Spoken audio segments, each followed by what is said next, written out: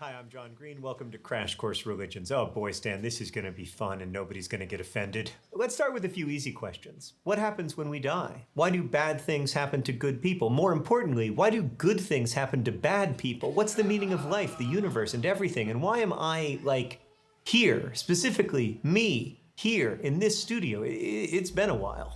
Why am I hosting this show instead of, say, a scholar of religions or vertical video sensation Hank Green? Well, I was introduced to the academic study of religion as a freshman in college when I took a class primarily because it fit into my schedule of not wanting to get out of bed before noon. I thought the class would be easy. I figured religion was just made up stuff, and I've always been pretty good at making stuff up. But on my first day, my professor, Dr. Rogan, said something that's been dogging me ever since. Whether you're religious or not, you worship. You worship a band, or you worship an economic ideology, or you worship a system of ethics, or whatever else. And understanding what you worship and why, and how that worship shapes you, is an important endeavor, not just for individuals, but for societies. I ended up majoring in religion, and since then have often written about it. I mostly studied early Islamic history, although I am myself a Christian belonging to a branch of Christianity called the Episcopal Church that derives from another called Anglicanism, which was created so that a king could get a divorce. It's good to have such founding stories lest one take oneself too seriously. I'm not a scholar of religion, but the Crash Course team has worked with a lot of them, which is how this series was made. I'm excited to learn more about religion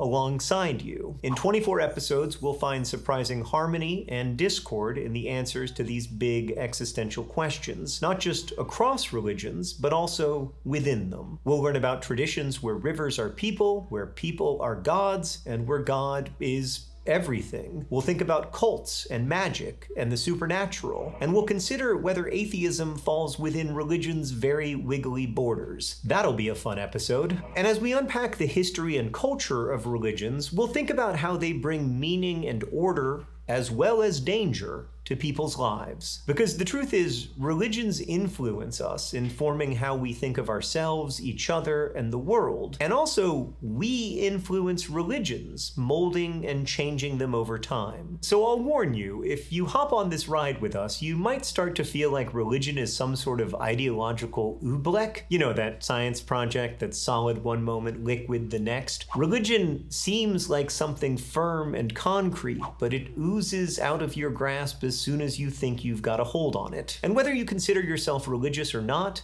religion gets into all sorts of places: sex, death, politics, science, pop culture, even taxes. Maybe the best simile is that religion is like glitter, gets in everything. We'll begin this series by asking questions and breaking our brains over what the word religion even means. I look forward to seeing you then. Thanks for watching this episode of Crash. This is just an ad for Crash Course. If you'd like to support the channel, feel free to like and subscribe. My name is Matt. I get to serve as the pastor here. We are doing a sermon series starting today for just the next 5 weeks on worship. And worship, the reason we watched that video is because of the quote John Green shared right towards the beginning. Whether you're religious or not, you worship. You worship a band, or you worship an economic ideology, or you worship a system of ethics or whatever else. And understanding what you worship and why, and how that worship shapes you, is an important endeavor, not just for individuals, but for societies. We're kind of starting from this premise that we're all worshiping something. We're starting from this premise that the things we worship shape us. We're starting from this premise that you can worship stuff that makes you more whole, more complete, more who you were intended to be. And you can worship stuff that warps your desires and hopes and dreams and makes you less of all of those things. We're kind of just starting from the naming point that what you worship matters. Now, you can disagree with that. You can wrestle with that. Hopefully, we are wrestling with that throughout a series. But when I started thinking about what do we do with that, the reality is the Bible talks about worship tons. The Bible goes in a lot of different directions with worship. The Bible mentions worship over 173 times. It talks about worship from submission to Yahweh, to sacrificing your bodies, to care for the poor, to being out in creation. That worship is this big, broad, expansive thing. But I thought instead of doing 173 or so sermons and slowly closing this church as people got bored, we would zero in on something that I think might be a foundational place for understanding Judeo-Christian worship, the worship that we are striving for here at St. Thomas. And as I wrestled with where that is, I think the answer that bubbled to the surface again and again and again is the Shema. For anyone that's not a Hebrew scholar, the Shema is the name of a prayer named after the first word. Shema is hear. Hear, O Israel, the Lord our God, the Lord is one. You should love the Lord our God with all our heart, soul, mind, and strength. It's in Deuteronomy 6 where it first shows up. But it is the prayer that is repeated twice a day by every practicing Jew in the world for the last 3,000 or so years. It is preached by Christians and prayed by traditions all over the place. Hear, O Israel, the Lord is our God, the Lord is one. You shall love the Lord your God with all your heart, with all your soul, and with all your strength. Jesus goes back to it actually at 3 pivotal times in his ministry. It's the same account through all of the synoptics. For anyone that is not a nerd, synoptic is Matthew, Mark, and Luke. They're the 3 books of the Bible that seem to be written from the same eye, synoptic. They have one perspective that they offer, one trajectory of Jesus' life. The Gospel of John offers a 4th perspective, which is the non-synoptic gospel, or John's gospel. But all 3 of these events, Jesus tells and quotes this verse. In every instance, someone comes to Jesus and says, "What is the greatest commandment?" In Matthew 22, Jesus said to him, "You shall love the Lord your God with all your heart, with all your soul, and with all your mind. This is the greatest and first commandment." In Luke 10:27, Jesus answered him, "You shall love the Lord your God with all your heart, and with all your soul, and with all your strength, and with all your mind, and your neighbor as yourself." In Mark 12, he goes even further. The first is, "Hear, O Israel, the Lord our God, the Lord is one. You shall love the Lord your God with all your heart, with all your soul, with all your mind, and with all your strength." I think this is the right place to start. Because what's worship if not love? Right? We have a definition of worship that feels fairly operative. It's our next slide. To honor or show reverence for as a divine being or a supernatural power, extravagant respect or admiration for or devotion to an object of esteem. Kind of starting from this place of, it's very loud in here today, worship is what you love. And when you love something, you are worshiping it, whether you know it or not. So starting with the central passage of Judaism, to love the Lord your God with all your heart, soul, mind, and strength, makes sense as a starting lens for what worship is. But if I'm honest with you, love the Lord your God with all your heart, soul, mind, and strength is a terrible translation. Because what it says here is that you should love the Lord your God with all your Levav, and with all your nefesh, and with all your ma'od. And each of those words perfectly highlights why English is insufficient at translating Hebrew.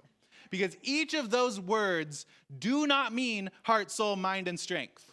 In fact, strength isn't even one of the words they use. The most literal things are with all of your levav, your heart, we'll talk about more. With all your soul is nefesh, sorta, but not in the way you're thinking of it. And then the last one is, and all your very, like V-E-R-Y.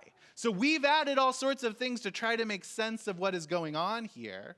But I want to really start from this framework of, I think if we start to understand what it means to love God with your levav, with your nefesh, and with your ma'od, worship starts to become something that we can wrap our minds around. Like one more disclaimer. There's worship, as in every action you do of your whole life and your whole being and everywhere you are is worship, right? That's Paul's pray without ceasing and in everything give thanks. There's a framework for that I feel like can spill out of where we are going to start. But when we start that big, it crumbles and becomes overwhelming. And so I want to invite us to look at worship primarily now, starting through the lens of what you do, how you posture yourself when you sit down and think, I would like to worship God right now. What does that mean for you? And for some of us, that means singing. For some of us, that means going on a hike. For some of us, that means washing the feet of someone who is more marginalized than us. Whatever that might mean. But I'm going to start from, how do I prepare us as a community and myself as an individual to worship? Today, we're going to look at how we worship with our whole Levav. Levav is this very big word. It is heart. Like that's what's going on here when you go straight to English translation. But it's way beyond that, because a levav is your entire inner self. It's the soul, the comprehending mind, affections and will, your thoughts, emotions, life force, desire. Remember that a Jew would not have said you fall in love with your heart. You would fall in love with your levav, and we were like, well, we fall in love with our hearts, so that's why that word is there. But it makes it so much smaller. Tim Mackey says it this way. Where's my quote? The God's people are called to devote to God their whole interior life and mind, their feelings and their desires, their future and their failures. This is what it means to love the Lord your God with all your heart. Which, easier said than done, but at least we have a starting point. I would say, to say it more succinctly, to worship with your levav is to offer your entire interior world to the God of the universe. And that both feels bigger and less doable than worshiping God with your heart, but I actually think far more important than anything else that you can do with it. But what does it mean to do that? I think the answer is our attention and our focus. In deciding where we are putting our focus of our interior self in a given moment. The invitation then to worship God with all of your levav is to say and I think for many of us, for a fleeting moment, I will take all my hopes and all my fears, all my loves and all my hates, all my desires, all my stresses, all my joys, all my celebrations, all my longings for the future, all my regrets from the past, and for just one moment, not that they will fade away, but rather I will look at them all as an offering to the God of the universe. To take this part of yourself and say, all of who I am right now, I'm going to offer to God and say, here, I trust you with this. Now, some of us in this room are like the saints of this community. And when I keep saying like in a fleeting moment, you think, I can do that in profound silence for hours at a time. Some of you are the titans of faith, and you could go away for a weekend offering every single interior moment to the divine. Some of you are more like me, and seconds in, you're already thinking about where you need to go to lunch. And when was the last time I went to the bathroom? And why do I have to go to the bathroom this long? Did God give me a bladder that's this small? And then all of a sudden, we're profoundly lost on it. So the invitation today is to take everything that is going on inside of us, as much as we can wrap our brains around in any given moment, our hearts around, our emotions around, our feelings around, and for as long as you can, offer that to Creator. To say in some way in yourself, for these 12 seconds, everything that I care about, I'm going to trust you with. And then that is how to worship the Lord your God with all your levav. Now, the challenge for all of us, I think, is to figure out how to stretch that muscle more and more and more. Like, it's beautiful if you can do 12 seconds. 12 seconds is a stretch for me on some days. Clear.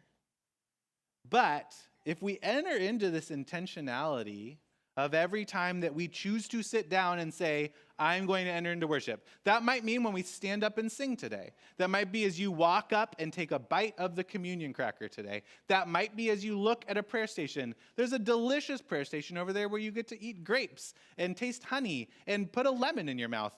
Delicious. In some of that, I just want to invite us as a community to say, how do I walk into the presence of the God of the universe with the things I'm proud of inside of myself and the things I'm ashamed of inside of myself? The things that I'm excited to tell people about and the things that I'm not. All of the stuff, as specifically as you can be, and say for that fleeting moment, even when you don't know if this is true all the time, God, I trust you with this stuff. The reality is, the vast majority of us cannot fully trust God with all the stuff all the time. So to stand up and say, just do that, I find profoundly unpastoral. And all of us, when we sing the Shema, pray the Shema, look at the greatest commandment from Jesus, are hearing what we are called to do is offer with trust every aspect of ourselves, every moment of every day for the entirety of our lives. If that's the end goal, we'll never get there without starting so profoundly small.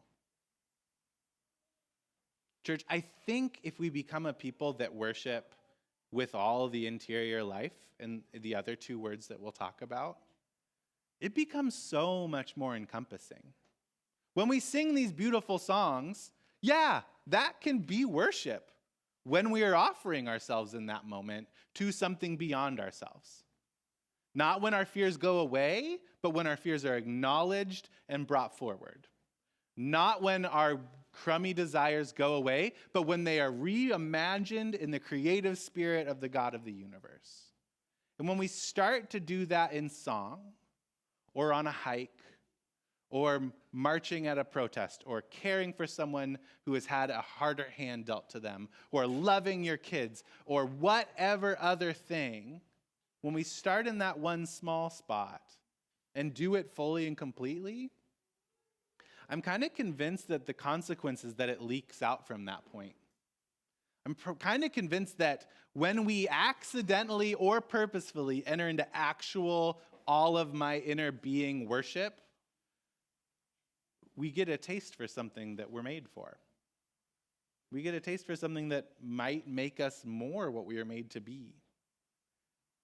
And so that's my small, simple, and profoundly undoable invitation today. Take some time today. Maybe it's during the service. Maybe it's once you get home. Maybe you're an introvert and you need quiet to think about what's going on or whatever. Maybe you're an external processor and you need to talk about it with your friend, partner, whatever on the way home. Whatever that might be, I just want to invite you to take some time today, as long as you can fathom trying for the first time, and offering that. God, here's my shame, my hope, my love, the things I care about, the things I'm excited about, the things I really don't trust you with. I'm going to try just this one time, and if you blow it, help me. Whatever it might be, and try that thing. It's really simple to say, which is why this feels like we're just banging the same drum for 5 to 10 minutes. It's profoundly hard to do, which is why we're banging this same drum again and again and again for 5 minutes. Not because this is the whole of worship. Jesus doesn't end it. The Shema doesn't end it with worship the Lord your God with all your heart, the end. We're going to build on that. We'll build on that to the point that we love our neighbors as ourselves, that justice happens when people worship. But if we don't start actually, I think, in our interior lives, the motivations for justice are just a new way to usurp power. The motivations for justice are to feel better about somebody else or to earn someone else's approval. So we're going to start really small. Think really hard for a moment in your inside life and figure out how to offer all of that, but for a moment, to God. Trust God with that, even if only for a moment. And then later today, tomorrow, try to do that for a slightly longer moment. It's kind of the whole jam for the first of 4 movements of what it is to worship. Let's pray.